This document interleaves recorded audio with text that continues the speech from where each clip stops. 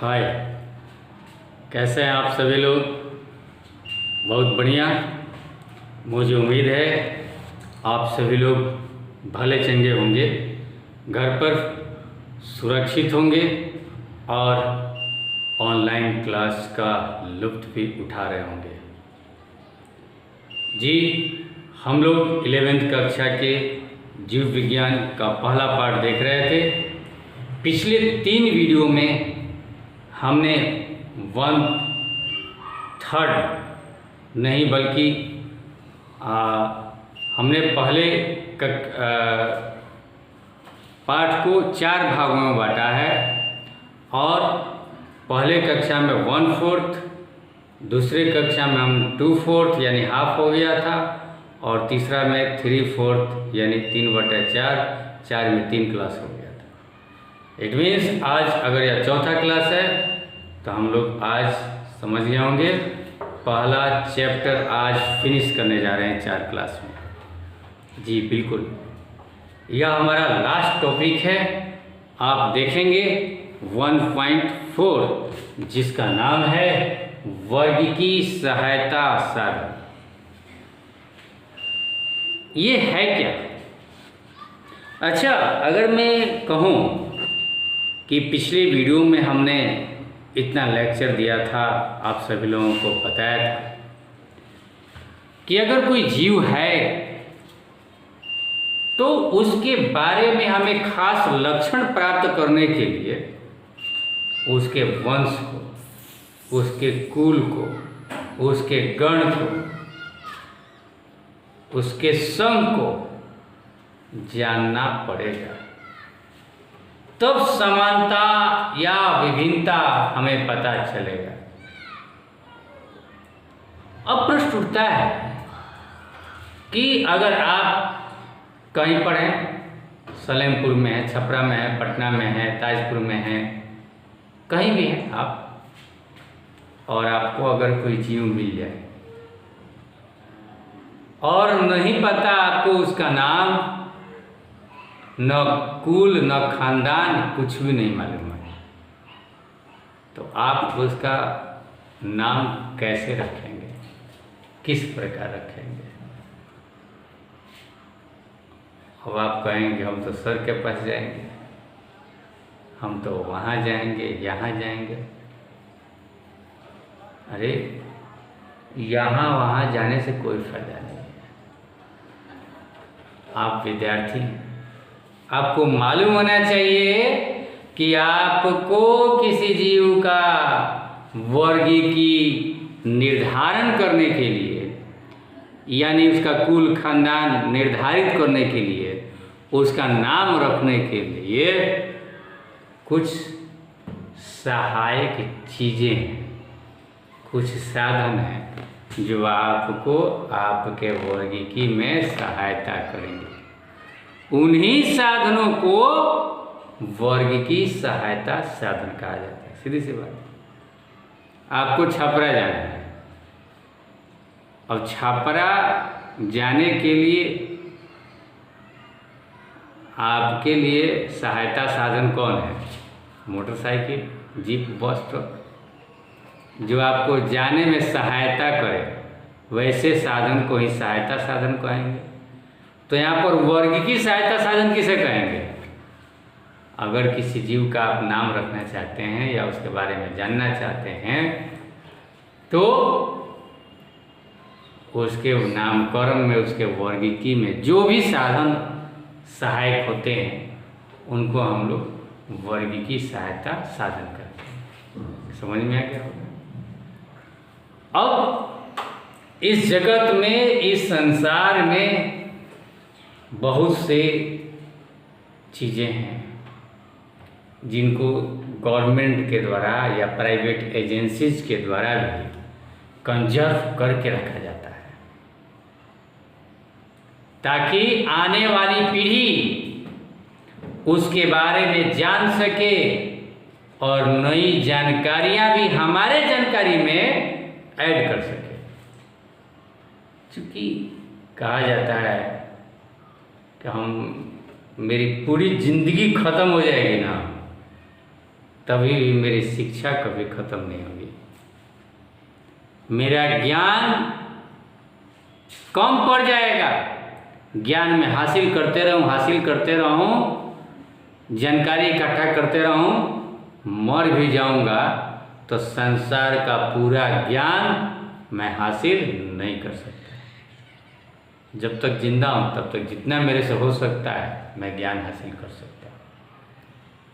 तो बहुत सारे वैज्ञानिक आए इस पृथ्वी पर और बहुत लोगों ने ज्ञान पाया, ज्ञान हासिल किया और अपने ज्ञान को कहीं ना कहीं वो कंजर्व संरक्षित करके गए, चले गए।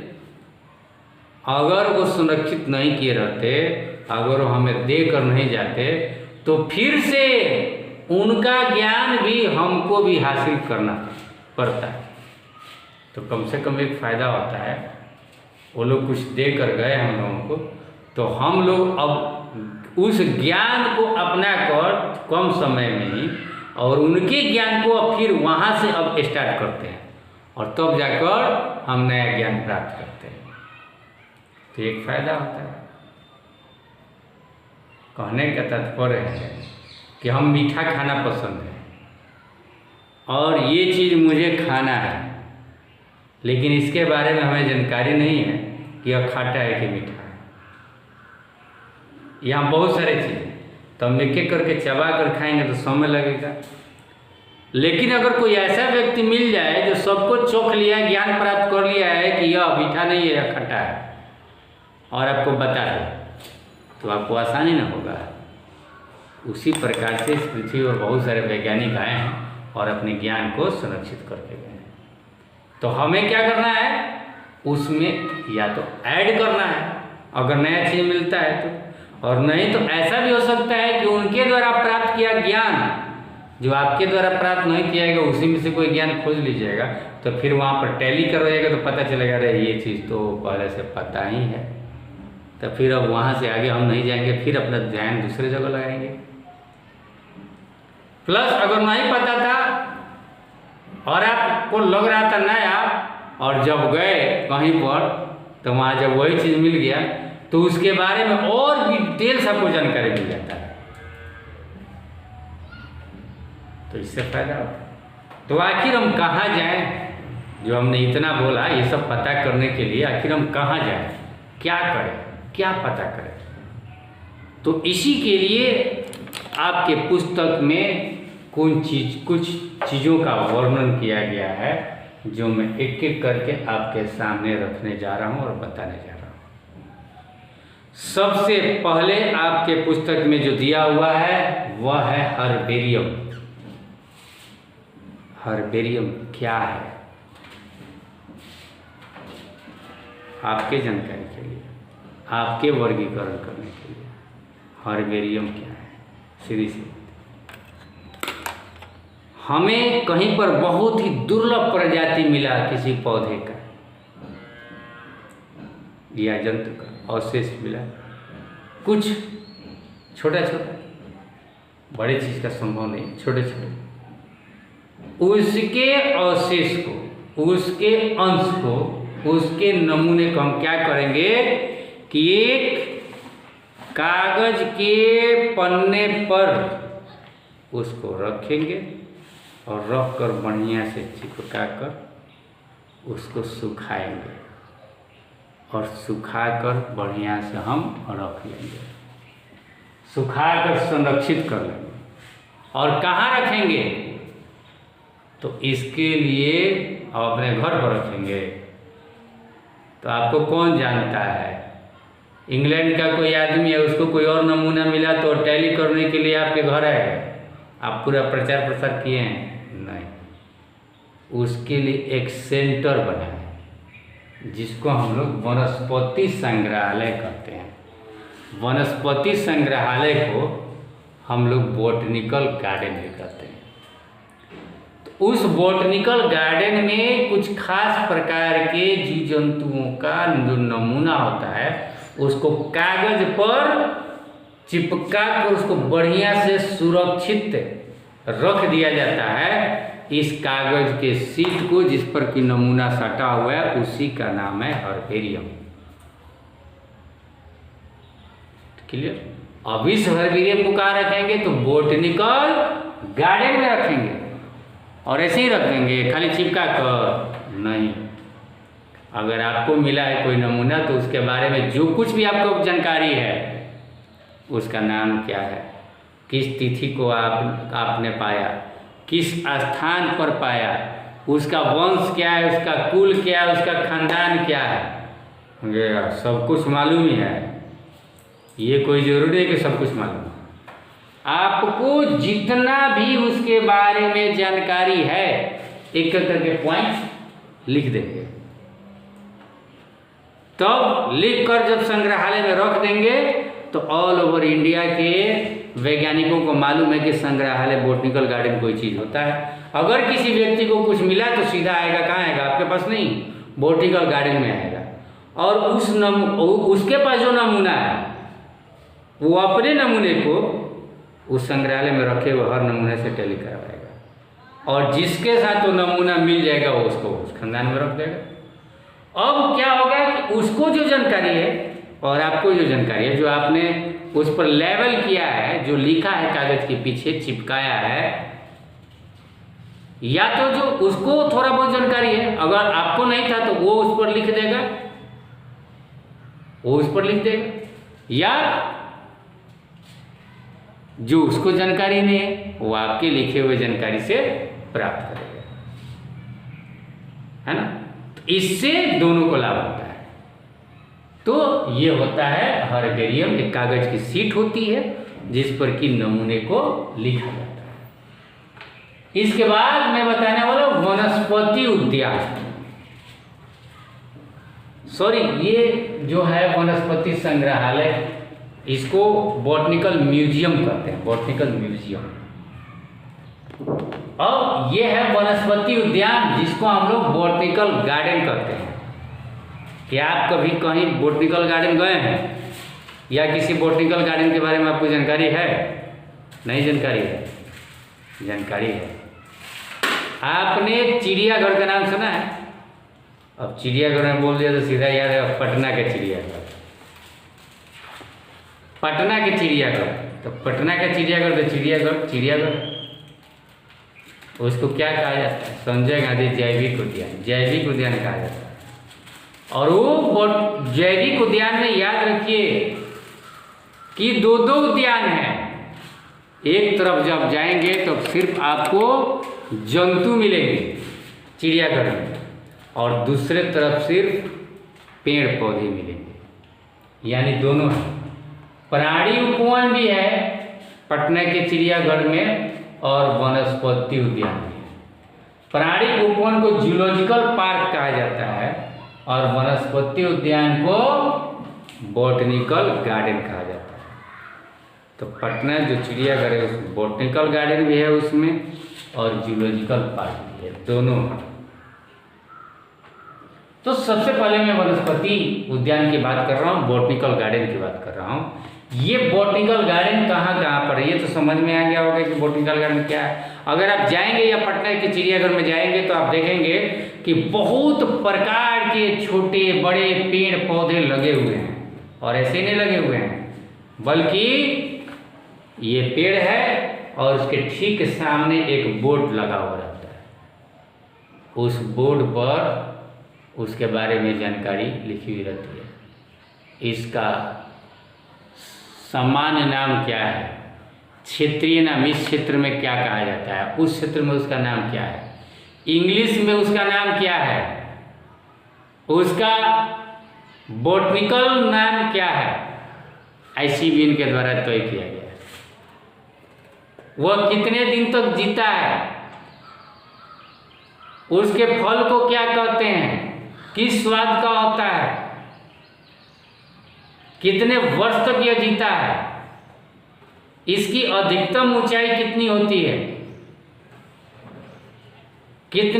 इसका बीज कैसा होता है, इसके बीज कितने दिन तक संरक्षित रखे जा सकते हैं। मतलब उस पौधे के बारे में A to Z जानकारी जितनी भी होती है उसको लेवल वहाँ पर किया गया रहता है। एक्चुअली टूर जाते हैं हर विद्यालय से और पटना लोग घुमा कर लेकर चले आते हैं। टूर का मकसद हमारा क्या होता है कि अगर हम कहीं जाएं तो हर एक प्रत्येक विद्यार्थी के हाथ में कॉपी और कलम होता था पहले, और यही नियम भी है। और कहीं भी अगर कुछ हम देखते हैं, सुनते हैं, जानते हैं तो वो जानकारी लिखी जाती है। अब मालूम है अगर आपको पटना चिड़ियाघर अगर सिर्फ ले जाया जाए तो 2 या 3 दिन भी लग जाएंगे, आप जानकारी जो है लेते रह जाएंगे, ख़त्म नहीं होगी, जानकारी ख़त्म नहीं होगी, ज्ञान अधूरा रह जाएगा। लेकिन वहाँ सिर्फ लोग एंजॉय करने जाते हैं, इसलिए हम चले आते हैं। बोटनिकल गार्डन या जूलॉजिकल गार्डन सिर्फ एंजॉय करने की चीज़ नहीं है, वो अध्ययन का विषय है, स्टडी है। वहाँ पर आपको जाकर स्टडी करना चाहिए। तो बोटनिकल गार्डन में पटना में जो मैंने बताया कि वहाँ पर पेड़ पौधे होते हैं और वहाँ पर भी लेवलिंग की हुई रहती है, वहाँ एक एक चीज़ के बारे में जानकारी दी हुई रहती है। आपको अगर मालूम है तो वहाँ कांटेक्ट कर सकते हैं, कुछ अगर अधिक जानकारी देना हो तब, और अन्यथा वहाँ से आप जानकारी लीजिए और चले आइए, है ना। तो ये चीज़ है बोटनिकल गार्डन। आपको मालूम होना चाहिए कि सबसे बड़ा पहला जो बोटनिकल गार्डन है वह एक क्यू बोटनिकल गार्डन है, बोटनिकल गार्डन क्यू, जो इंग्लैंड में है। इसके अलावा और भी है, इंडियन बोटनिकल गार्डन हावड़ा में है, अपने भारत का, इस IBG। इसके अलावा और भी है, एक लखनऊ में है, नेशनल बोटनिकल रिसर्च इंस्टीट्यूट, ये जो है आपका लखनऊ में है। ये सब बोटनिकल गार्डन के श्रेणी में आते हैं। यहाँ पर बहुत प्रकार के पेड़ पौधे मिल जाएंगे और जानकारी आपको, या तो आप जानकारी दे सकते हैं या यहाँ से जानकारी आप ले सकते हैं। इसके बाद हम चलते हैं संग्रहालय। देखिए संग्रहालय का इंग्लिश मैंने लिख दिया, आपको समझ में आ गया संग्रहालय किसको कहते हैं। संग्रहालय को कहते हैं म्यूजियम। जब पटना आप जाएंगे तो म्यूजियम तो जरूर देखना चाहेंगे। म्यूजियम को क्या कहते हैं? म्यूजियम को क्या कहते हैं? संग्रहालय। क्या कहते हैं म्यूजियम को? संग्रहालय। और ये आपके नज़दीक में म्यूजियम कहाँ देखने के लिए मिलेगा? म्यूजियम कहाँ देखने के लिए मिलेगा? पटना। जब आप पटना जाएंगे तो म्यूजियम जरूर देखिए, म्यूजियम देखने की चीज़ है। क्या चीज़ मिलेगा म्यूजियम में देखने के लिए? आप म्यूजियम में क्या क्या देख सकते हैं आपको मालूम है?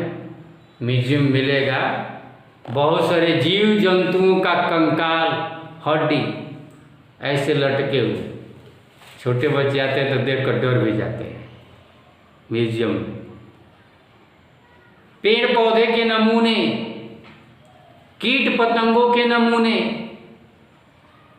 ऐसे तो बहुत प्रकार के म्यूजियम होते हैं। गांधी संग्रहालय भी, एक पुराना म्यूजियम भी है पटना में, एक नया म्यूजियम भी बन रहा है। और म्यूजियम हर प्रकार का और सबका अलग अलग उद्देश्य होता है। जैसे अपने विद्यालय में भी म्यूजियम बनता है, जहाँ तक कुछ चीज़ें होती है जिनके बारे में हम जानकारी देना चाहते हैं, जो चीज़ अब देखने के लिए नहीं मिलते वो म्यूजियम है। अभी गांधी संग्रहालय में भी चीज़ है। आप पटना म्यूजियम में जाएंगे, मैंने देखा है कंकाल। अब जो जीव जो जंतु मर चुके हैं, अब किसी चीज जानकारी देखने के लिए अब उनको जिंदा करके नहीं ना रखेंगे। उनका कहीं से कंकाल मिल गया, उसके बारे में जो कुछ भी जानकारी है, पहले कंकाल को हम क्या करेंगे, कंजर्वेटिव्स कुछ केमिकल्स होते हैं जिसके द्वारा हम उस कंकाल को कंजर्व यानी संरक्षित करके रखते हैं, जो जल्दी से ख़राब नहीं होते हैं। और शीशे के अंदर पैक किया जाता है और बाहर एक लेबल लगाया जाता है, यह कब मिला था, कहाँ मिला था, और अनुमान के अनुसार ये किस जंतु का है, किस जीव का है, कितने साल जीता था, यह अनुमान तक क्या खाता था, कहाँ रहता था, इसका वास स्थान कैसे। उसी प्रकार ऐसे भी पौधों के लकड़ियाँ जो 1000 वर्ष 2000 3000 वर्ष की होती थी, वैसे भी पेड़ मिलेंगे जो कहाँ काफ़ी दिनों तक जमीन में नीचे गड़े हुए थे और अभी भी उसको उसी तरह पाया गया बिना सड़े गए। तो ऐसे ऐसे रहस्यमय चीज़ आपको म्यूजियम में देखने के लिए मिलेंगे। म्यूजियम हर जगह आपको मिलेगा, पटना में 2 दिन में 3 म्यूजियम तो ऐसे ही है, 4 म्यूजियम। और आप राजगीर में भी जाएंगे तो म्यूजियम मिलेगा आपको। उसी तरह आप वैशाली जाएंगे तो वैशाली में भी म्यूजियम मिलेगा। आप अपना भी म्यूजियम बना सकते हैं, पुराने नोटों का, पुराने सिक्कों का म्यूजियम बना सकते हैं, है ना। आप अपने घर के पुराने चीज़ों को जो आप देखने के लिए लोगों को नहीं मिलते हैं, लेकिन हो सकता है वही बहुत सारी ऐसी चीज़ें जो आपके घर में हैं, आप अपना म्यूजियम बना सकते हैं। उसी तरह लोगों को जानकारी देने के लिए, खासकर प्लांट्स और एनिमल्स के बारे में, वो स्थान एक बना हुआ है जो विलुप्त हो गए हैं, जो अब नहीं है, उनके लिए बना हुआ म्यूजियम संग्रहालय, जो स्पेशल कंजर्वेटिव्स के मदद से उसमें रख दिए जाते हैं। या कुछ बहुत सारे ऐसे कीट पतंग होते हैं जिनको संरक्षित करके एकदम ट्रांसपेरेंट कैंस होते हैं, डब्बे होते हैं जिसमें रख दिया जाता है देखने के लिए, पैक करके, या कंकाल आपको देखने के लिए मिल सकते हैं। तो ये सब चीज़ें हैं म्यूजियम। उसके बाद अभी बात कर रहा था प्राणी उपवन, जूलॉजिकल पार्क। ये क्या होता है जूलॉजिकल पार्क? सीधी सी बात है, जंतु, एक ऐसा पार्क, एक ऐसा एरिया जिसमें क्या होते हैं, सिर्फ और सिर्फ जंतु होते हैं। वो जिंदा जंतु, सिर्फ आपके मनोरंजन के लिए नहीं, अध्ययन के लिए। गैंडा, इसका औसत भार कितना होता है, यह प्रजनन किस तरीके से करता है, इसकी आयु कितनी होती है, इसकी हाइट कितनी होती है, इसका एवरेज वेट कितना है, इसका वास स्थान कैसा होता है, यह कहाँ रहता है, यह क्या खाता है, इस गेंडा को कहाँ से पाया गया, और ऐसे गेंडा किस उपवन में या किस क्षेत्र में पाए जाते हैं, इसका जूलॉजिकल नाम क्या है। गेंडा के बारे में, तोता के बारे में, कोई सियार मिल गया, गधा मिल गया, कुत्ता मिल गया, हिरन मिल गया, सांप मिल गया, बिच्छू मिल गया, बतख मिल गया। ये सब के सब जंतु कहाँ रहते हैं? जू में, चिड़ियाघर जिसको हम लोग कहते हैं, या प्राणी उपवन में ये सब जंतु रहते हैं। किस लिए? ताकि कोई आकर यह न कह दे कि ये देखो जी एक नया चिड़िया है, हमने एकदम पाया है नया, और तब तक पता चला कि वह चिड़िया जब गया चिड़ियाघर में, पता चला यहाँ पर तो पहले से मालूम है, यहाँ तो पहले से वो चिड़िया है, तोता यहाँ लिखा हुआ है। 140 साल जीता है, 160 साल जीता है तोता। तो ये था पहले से, तब नहीं तो पता चलेगा कि ये सब जीव जंतुओं के बारे में वहाँ पर प्राणी उपवन में मिल जाएगा। सो प्राणी उपवन देखकर घबराना नहीं, उसको चिड़ियाघर कर दीजिए आप, या जूलॉजिकल पार्क कर दीजिए। चलिए इसके बाद हम बात करते हैं कुंजी या चाबी। ये क्या होते हैं कुंजी या चाबी? चाबी तो आप जानते हैं ना, चाबी क्या होता है? ये क्या है? ये है चाबी। ये जो चाबी होती है ये अनोखी होती है, अनमोल होती है। कैसे? खास होती है। यह किसी एक ताले को ही खोल सकती है, दूसरे ताले को नहीं खोल सकती है। तो ये चाबी भी उसी प्रकार है आपके वर्गी में। जैसे यह चाबी उसमें डालिए तो खुल जाएगा, इधर डाला है तो नहीं खुल रहा है। कोई जीव जंतु का चाबी बना हुआ है। जैसे अगर हम कहें तोता, तो तोता का एक चाबी बना हुआ है। तोता का एक चाबी बना हुआ है। और तोता को किस वर्ग में या किस कुल में रखेंगे, तब वर्ग में जाएंगे या संघ में जाएंगे। उस संघ में एक एक संघ में, सॉरी नहीं कहेंगे, वर्ग की अगर बात करें, चाहे संघ में भी बहुत सारे संघ हैं। एक एक संग में हम इस तोता के चाबी को लगाएंगे, खुल गया, मैच कर गया, तो इस तोता को हम लोग उसी संग में रख देंगे। जिसमें संग में नहीं खुला, नहीं फिट किया, वो उस संग का नहीं। हम सेपियंस का एक चाबी है। अब सेपियंस को हम किस में रखें, है ना, होमो में रखें कि राना में रखें, है ना, ऐसे लियो में रखें,